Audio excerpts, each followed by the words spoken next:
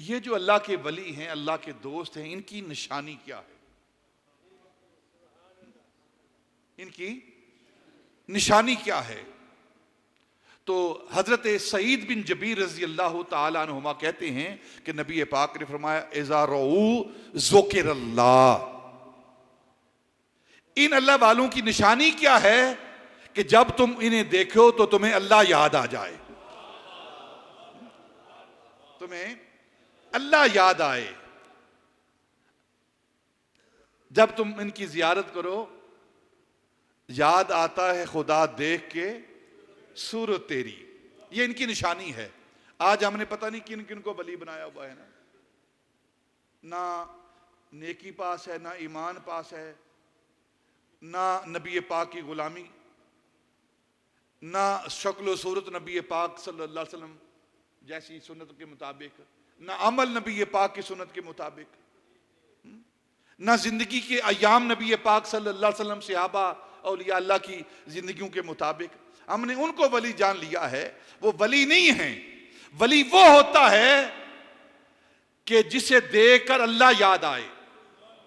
इनको देखकर तो शैतान याद आता है, ऐसे वलियों को, वले जो हैं इन्हें देखकर शैतान याद आता है, इंसान बुराई की तरफ माइल होता है, गुनाह की तरफ जाता है।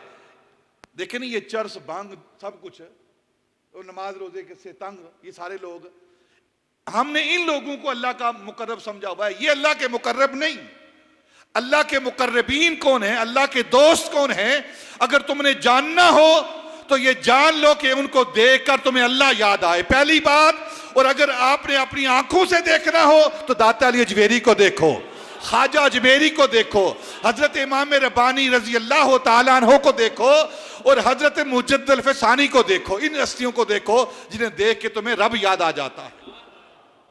ये वो अल्लाह की, ये हमारे वो लोग हैं, वो वली हैं जिनको हम मानते हैं। और फिर हजरत अबुल बयान की शख्सियत और ज़ात को देख लो।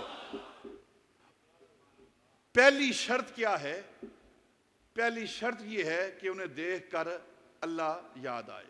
वो शरीयत के आलिम भी होते हैं और शरीयत के आमिल भी होते हैं। शरीयत के आलिम भी और आमिल भी, यानी कि शरीयत के जानने वाले भी होते हैं और शरीयत पर अमल करने वाले भी होते हैं। और कोई जाहिल अल्लाह का दोस्त नहीं हो सकता। कोई जाहिल अल्लाह का दोस्त नहीं हो सकता। और अगर किसी को अल्लाह दोस्त बना ले तो उसे जाहिल रहने नहीं देता, उसे जाहिल रहने नहीं देता, उसे इल्म सिखा देता है। कुछ लोग इल्म सीखते हैं किताबों से, और कुछ को अल्लाह रब्बुल इज्जत अपनी जनाब से इल्म सिखाता है, जिसे इल्म लदुन्नी कहते हैं।